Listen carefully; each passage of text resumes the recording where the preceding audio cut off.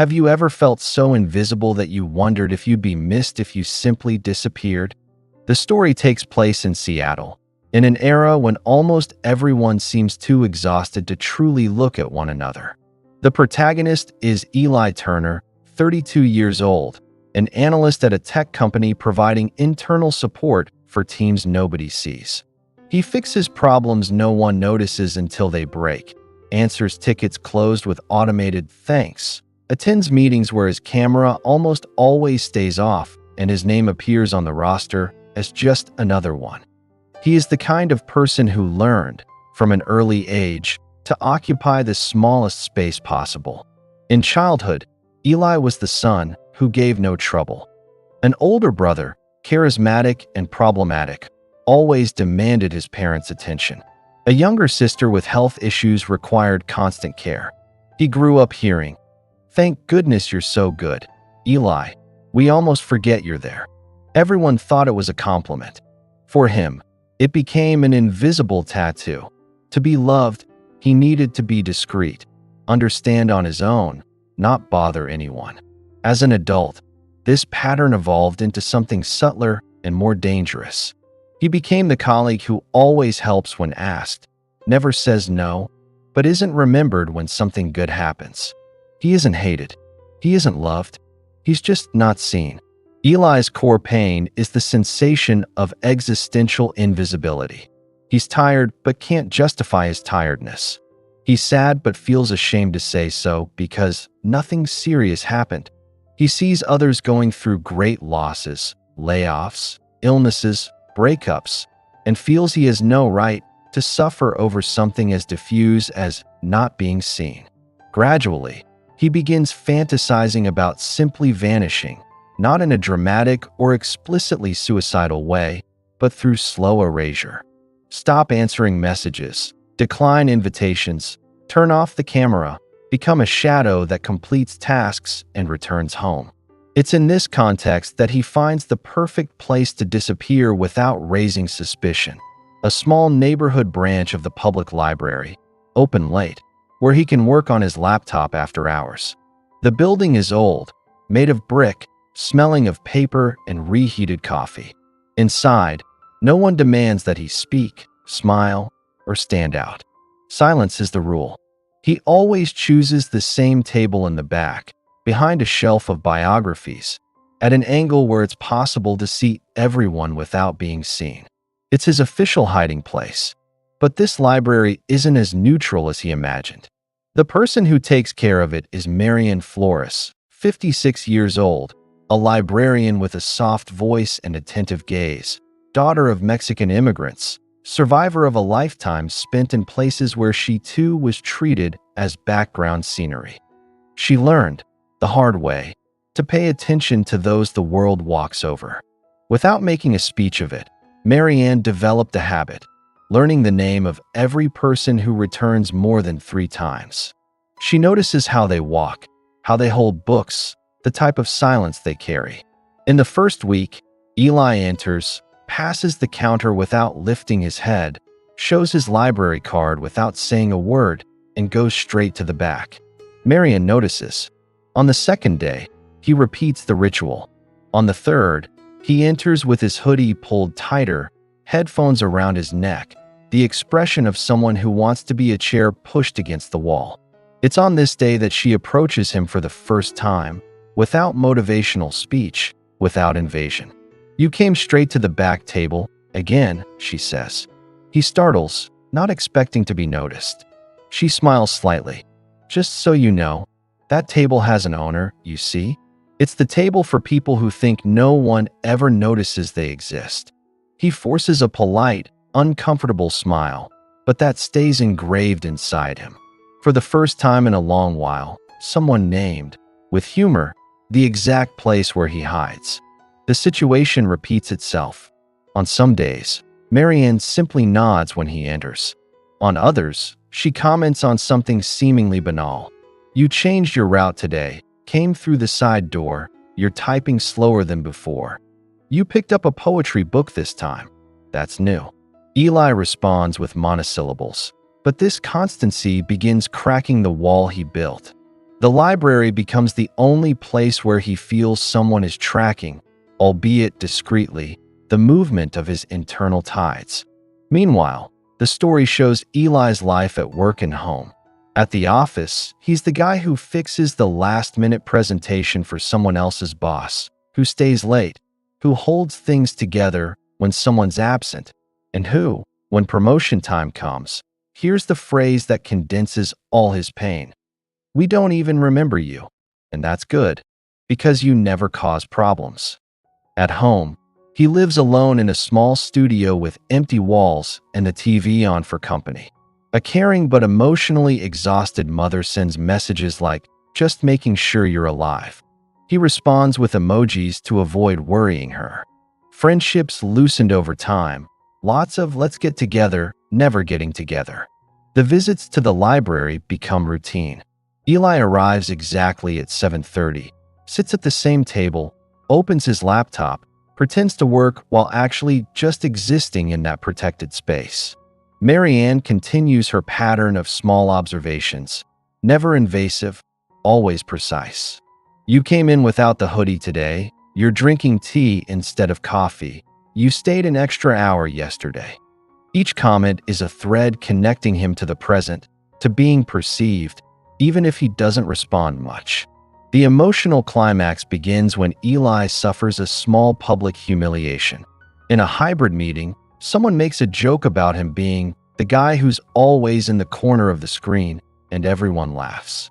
It isn't deliberate malice, but one of those microaggressions that confirm his internal narrative, that he's so erased he became a joke precisely because of it. He turns off his camera and, for the first time, feels a frightening thought. If I simply didn't show up anymore, maybe no one would really notice. That same evening, he goes to the library determined to be as invisible as possible. He puts on his hoodie, chooses the back table, opens his laptop, but doesn't write anything. He stares at the empty screen, the cursor blinking like a reminder that something inside him still insists on existing. The closing announcement echoes through the speakers. People begin leaving. He doesn't move. He almost wants to test a silent hypothesis. What if I stay here, still, until everyone leaves? Will anyone notice? Minutes later, the lights are partially turned off. Only those in the back area remain. Marianne comes to collect forgotten books and sees Eli still sitting, motionless, staring at nothing. She could simply say, "We're closing," and ask him to come back another day. But something in his stillness, in his dropped shoulders, in the way he shrinks his body, triggers an old alarm in her own memory as a woman who also once wanted to disappear. She approaches slowly, without making the noise of authority, and sits in the chair across from him, turned toward him, leaving a safe space between them. She speaks calmly. "You know what's curious?" He doesn't even lift his eyes. "The people who most want to disappear are usually the ones I see most." Eli tries to joke, minimize, change the subject. Marian doesn't force it. She simply says the phrase that becomes the story's turning point. "You don't need to tell me anything, but I want you to know that, even if you try, here you can't become completely invisible." "Why?" he asks, almost irritated. "Because I already know this type of disappearing. I've already been this type of disappearing." She doesn't deliver a prepared speech or a dramatic trauma account. She simply tells him that, for years, she was the employee who quietly solved everything, the daughter who never asked for anything, the woman easy to forget in family photos. Until one day, a college literature professor wrote her name on the board and said, in front of everyone, "This is the person who keeps this class standing and no one notices." That phrase broke her and reassembled her at the same time. Since then, she decided that wherever she worked, she would look for exactly these silent figures. She looks at him and says, with simplicity, without exaggerated metaphors, "I don't know what you're carrying. I just know you exist, I see you, and that's not nothing. If you want to keep coming here just to stay in silence, that's fine. But for me, you're not the guy at the back table. You're Eli." It's the first time someone says his name out loud. There, In that place, he chose to disappear. This touches something deep. The library continues being the same building, the same table, the same shelves. But from that moment on, that space becomes the symbol of the new narrative, the place where he was seen at a moment when he wanted to vanish. The transformative method of the story isn't Eli becoming a speaker, guru, or influencer. It's something much more discreet and believable. He begins testing small ways of existing a little more. At first, he accepts Marianne's invitation to attend a creative writing group that meets in a smaller library room, with 7 people who read short text aloud. He arrives convinced he'll just watch. At the 3rd meeting, he reads a paragraph. At the 5th, he shares a childhood memory of standing in the hallway while his siblings fought, and no one asked what he felt. The other participants don't give him a standing ovation or cry dramatically. They simply listen with respect, make kind comments, ask real questions. This is new to him. The group becomes a laboratory for visibility. Each week, someone shares a piece of writing, sometimes polished, sometimes raw, always honest. Eli notices how the others create space for vulnerability without judgment. He sees a woman in her 40s read about her divorce with trembling hands. He watches a college student share a poem about not fitting in anywhere. He observes how Marianne, always present but never dominating, asks questions that make people feel truly heard. What made you choose that word? How did it feel to write that ending? What surprised you about your own story? At the same time, Eli begins practicing gestures of concrete presence outside the library. He responds to friends' messages with more than an emoji. He arranges coffee with a coworker he always found interesting but never had the courage to invite. He starts speaking up in one-on-one meetings at work, sharing ideas he would have previously kept to himself. Not every attempt goes well. Sometimes people don't respond. Sometimes his contributions are overlooked. But something fundamental has shifted. He's no longer measuring his worth by whether others notice him. He's practicing the act of showing up for himself.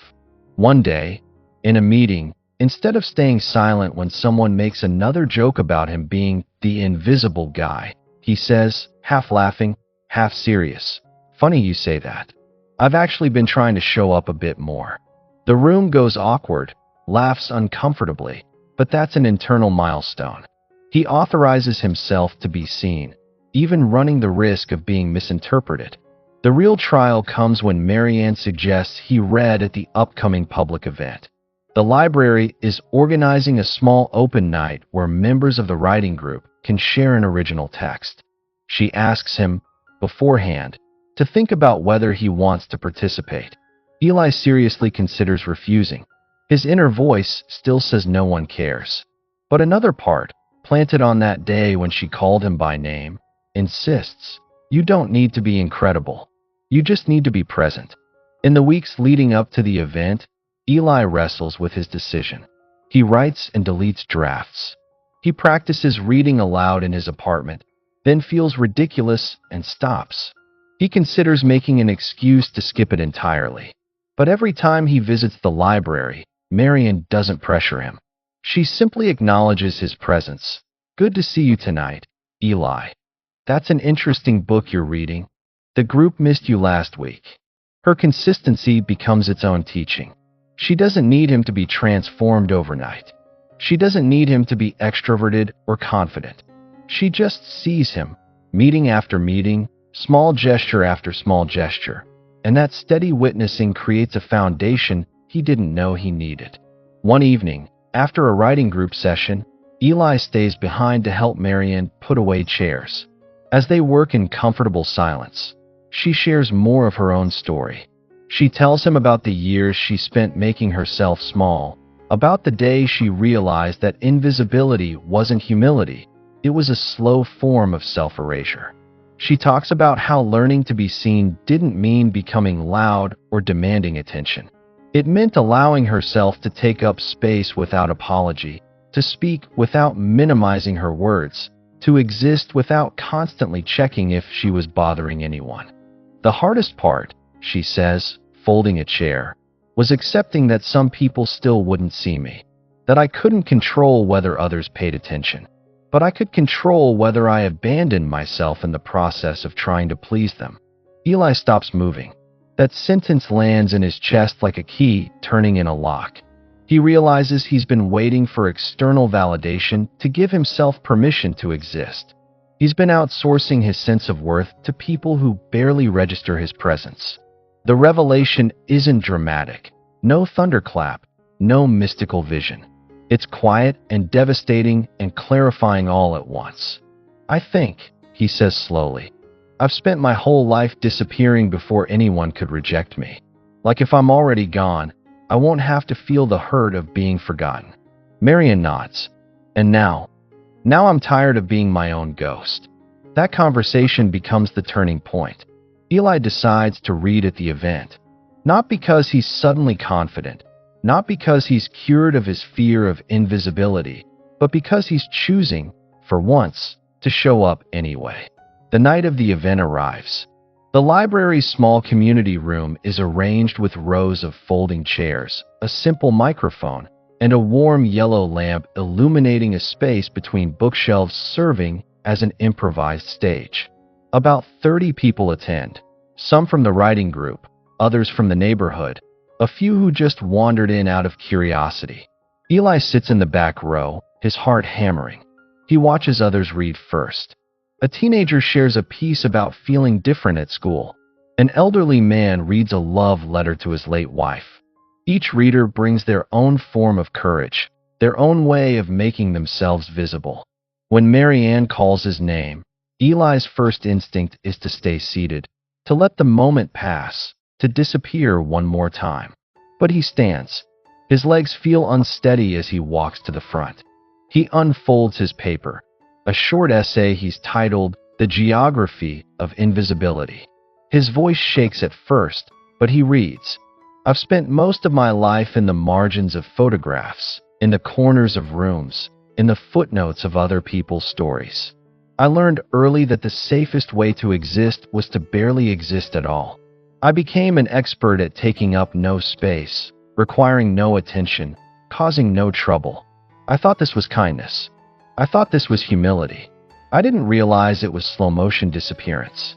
He continues, describing the child who stood in hallways while his siblings commanded the room, the adult who answered every email but was never invited to lunch, the man who fantasized about vanishing because he was already halfway gone. He talks about finding the library, about trying to hide even there, about meeting someone who refused to let him dissolve completely.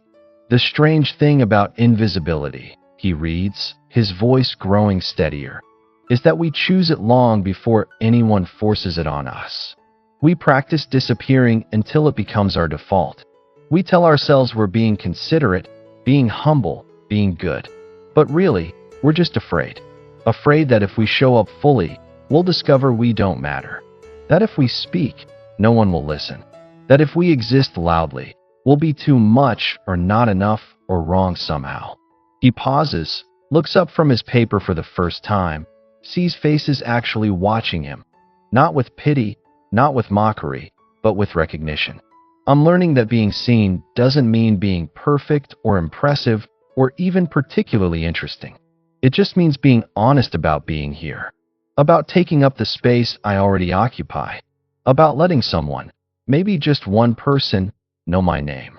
When he finishes, there's a moment of silence. Then applause, not thunderous, but real, warm. After, several people approach him.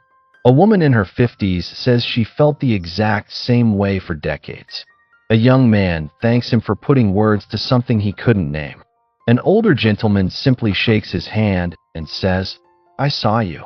Marianne watches from the side of the room, her expression carrying the quiet pride of someone who simply pushed the first domino. As people file out and they begin putting away chairs, she comments, Remember the day you stayed at that table past closing, trying to hide? He laughs, doesn't defend himself. I remember. I knew that if you decided to stay, one day you'd stand on that stage. You didn't know me. I saw you. Sometimes that's enough. The story ends showing Eli on another ordinary day, entering the library without his hoodie, greeting Marianne by name, waving to two people from the writing group. He still has difficult days. He didn't suddenly become extroverted. He didn't cure decades of invisibility with a single event. But now he possesses both an internal and external place where he knows he doesn't need to disappear to be accepted. He learned, through experience, that being seen isn't as dangerous as it seemed. It's exactly the first step toward no longer wanting to vanish. He still works the same job, still lives in the same small apartment, still sometimes feels the old pull toward erasure. But now, when that feeling comes, he has tools. He texts a friend from the writing group. He visits the library. He reminds himself that someone once saw him trying to hide and chose to say his name anyway.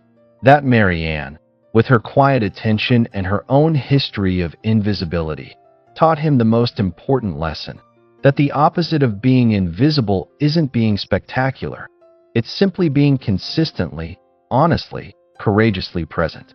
Some weeks later, a new person appears at the writing group. A young woman who sits in the corner, speaks only when directly addressed, carries herself like someone trying not to take up space.